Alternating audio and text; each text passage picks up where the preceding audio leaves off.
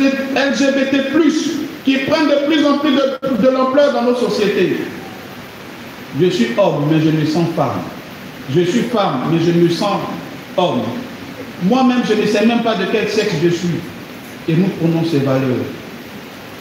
Les tontines sexuelles. Si je dois citer, on ne finira pas.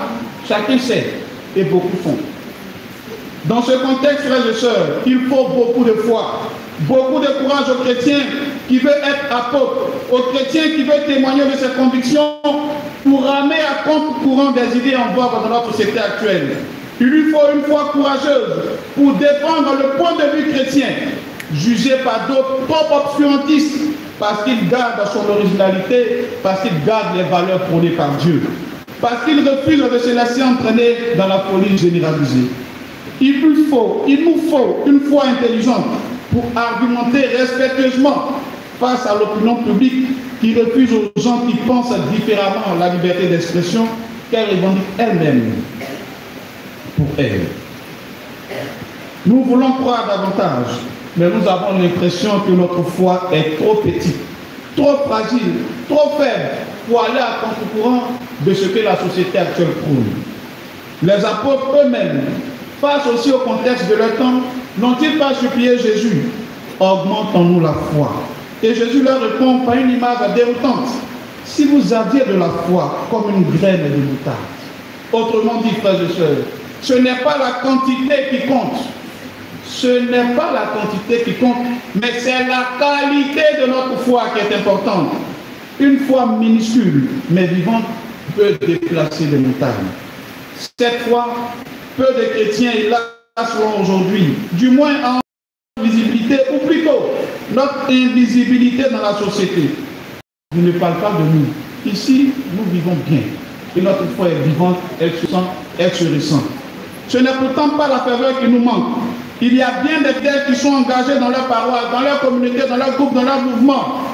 Des fidèles qui consacrent leur vie à Dieu en tant que prêtres consacrés, fidèles laïcs, et qui donnent de leur temps ou de leur argent en tant que diacres, catéchistes, bénévoles. Tout ça, c'est dans l'Église. C'est bon, c'est bien, c'est à saluer, c'est à encourager. Mais combien en a-t-il qui sont capables, une fois sortis du cadre de l'Église, de se déclarer pour Dieu, de se déclarer pour le Christ en face des détracteurs? En général, quand nous ne sommes pas les premiers à apporter de l'eau au moulin de ces détracteurs, nous ne savons qu'opposer un silence sans gloire, un silence coupable, une carence honteuse à leurs arguments.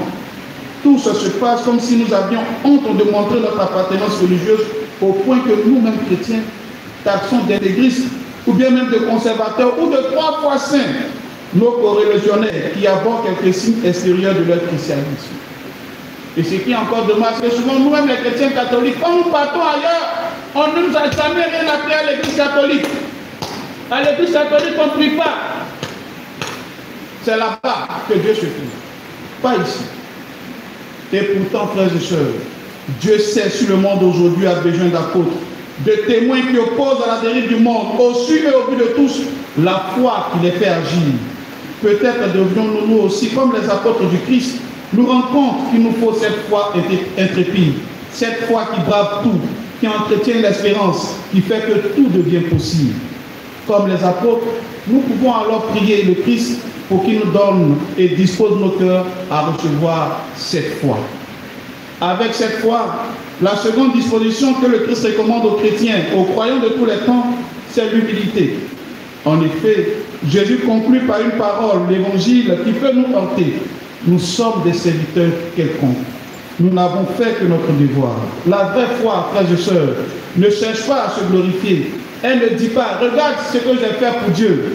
Elle dit simplement, Seigneur, tout est grâce. J'ai servi parce que j'ai été aimé le premier. La foi chrétienne est donc fidélité dans l'attente, flamme à raviver et surtout un service humble.